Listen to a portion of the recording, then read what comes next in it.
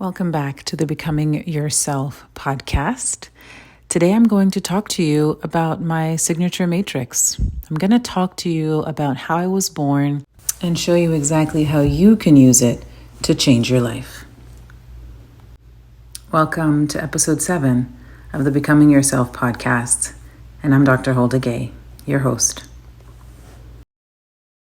What if all of your problems stem from the fact that you do not really know who you are? What if the world you live in is nothing more than a mirror of everything that you have decided you are right now? And what if the secret to your miracles, to receiving and becoming the dreams that are bigger than you, lie in becoming yourself?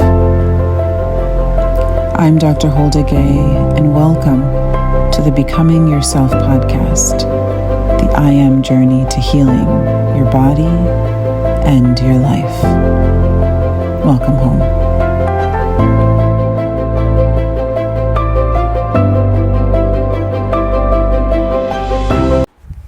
Welcome back. In this video, we are going to dive into a paradigm that will change you and your view of the world. So I hope you're ready. During my residency training, a time in my life where I was forced to find my true self, this was the first time that I began to notice certain patterns between the thoughts, beliefs, and my identifications, the ones that I was choosing, and the kind of day that I was creating. I began testing what I was observing due to high skepticism at the time, and frankly, also a complete misunderstanding of the scientific mechanism for how something so abstract as my beliefs could create something so tangible as the kind of people I interacted with, what they said to me, how my body felt, and the experiences that would transpire that day. At first, the associations were superficial. When I had positive thoughts, I had a better day. Even when my day started out very rough, a mental shift in my thoughts and emotions created magical changes in my day. Then I decided to really test the theory with something that I could not refute.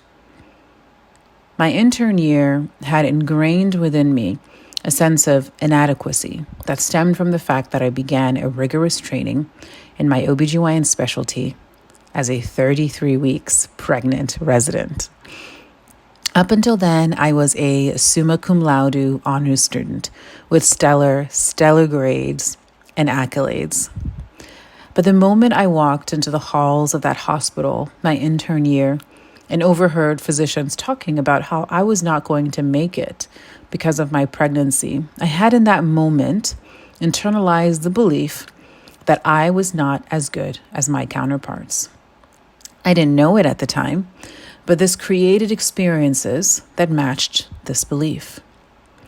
Before I knew it, I was living with extreme judgment, never being given a chance, dismissal of my talents day in and day out, and eventually developed severe depression and a spinal disc issue my doctor described as the back of an 80-year-old that they attributed to the long hours of standing in non-ergonomic positions when operating. I felt like my life was crumbling apart in a way that was unheard of just 2 years prior, in a way that I could have never imagined. So I decided to test my matrix.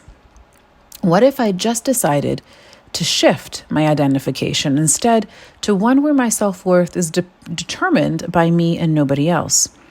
Change my beliefs, therefore the emotions and thoughts I experienced every day. I was so desperate for relief from my daily struggle that my shift was radical and unapologetic. Within 4 days of doing this, of deciding that I was not inadequate, that I was highly competent, that I was just as good as all of my co-residents, and that I was still the stellar student who could do anything. A senior resident walked up to me to tell me how much she thinks I had changed and how she was very impressed with my work. This was only 4 days later. I was shocked, completely shocked, but I didn't waver. I didn't cave, and I stayed firm in my new sense of self and beliefs, because after all, that was the true me. And then the second half of my training, essentially everything that transpired after this moment, became like a magical ride of amazing success and satisfaction. Even more intriguing was that my back pain disappeared and my MRI improved despite pursuing no treatments and not changing my 80 to 100 hour work week schedule. My skepticism had no more room. I had nothing else to explain the transformation that I had just gone through, except the fact that I decided I was going to change who I thought I was, my beliefs, and therefore the emotions and thoughts I experienced every day. I knew in that moment that I had stumbled onto something very powerful. When I completed my residency and began caring for my own personal panel of patients, I thought, what did I have to lose? Why not apply this new powerful concept to help my patients identify their own maladaptive beliefs and emotions and thoughts so that they too can cure or improve whatever it was that they were struggling with? I began sifting through the data and found the mountain of evidence you heard me cite in my TED Talk. And what came next was the birth of the matrix. Many therapists focus on changing your thoughts and how, although this is very important, it only scratches the surface and takes really decades to heal you, because there are literally hundreds of thousands of thoughts that can be generated from a single emotion. And we've all experienced this. And there are millions and millions that can be generated from a single belief. I realized that if I wanted to really make a big impact on my patient's life and health, I had to create a change with their beliefs and therefore their identity. For example, when my patients focused only on the actions taken towards weight loss, meaning they ate better and they exercised, some would improve, but some would just regain the weight, and others barely lost any weight. Most felt like it was an uphill battle, a struggle, as if they were fighting themselves and their world. But when they identified the beliefs behind their current weight, the generated emotions and thoughts, and we healed the core identity that carries this extra weight, the weight loss was not only rapid, but patients felt like it was effortless. They were no longer fighting something that lived inside of them. This is the power of the matrix. And this can be applied to anything. When you identify the story you have been telling yourself about who you think you are and change it to the person you prefer to be, the person you truly are, miracles happen. And this is exactly what I have witnessed over and over and over again in my patients, exactly as I had seen happen in myself. We have all picked up beliefs that are not representative of the truth, and identities that were once designed to protect us once upon a time that we have never again examined or questioned. Events, trauma happen to us, and the world has essentially never taught us how to manage our emotions. So we make conclusions and assumptions based on this traumatic event, and this generates emotions, negative or uncomfortable emotions, as we call them. And because these new assumptions and beliefs are never re-examined and are just constantly running in the background, these emotions are essentially trapped within us and never released, and just left to wreak havoc in our bodies and in our lives. The result is stress held in the body that does not allow for healing or keeps a constant, low burning fire in the background, in addition to ruining the various areas of your life associated with those beliefs. What you will find when you do this healing work and identify your maladaptive identifications and beliefs is that you not only get healthier and younger, but other magic will happen in your life. Just like the numerous patients who find their soulmates after years of poor relationships, wealth after years of debt, experiences that they only previously dreamed of. What awaits you on the other side of your healing is more than your health. It's your ultimate happiness. So let's take a complete look at the actual matrix diagram. My matrix of transformation is very easy to understand. On the right-hand side is a triangle designed to represent your life, or what I call your current 3D reality. This is not only what your world and life currently looks like, but also the state of your body and health. As you move to the left of the matrix, there are circles that are increasing in size to represent how each one creates the other, and they are bidirectional, but also to represent the level of their impact on molding your 3D reality. What this means is that working on a larger circle is always going to have the fastest and biggest impact on your 3D reality, but all circles are important to your 3D reality. To the immediate right of your 3D reality, we have the weakest but sometimes effective circle, which is what we do and what we say. It's easy for all of us to understand that this will affect our lives. It is at this level that modern medicine and many healing practices focus on.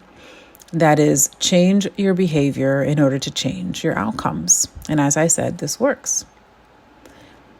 An example is if you are 100 pounds overweight, the doctor will tell you to change the way you eat and to start exercising. At this level of the matrix, some of us will have change in our 3D reality. Some of us will have change that doesn't last.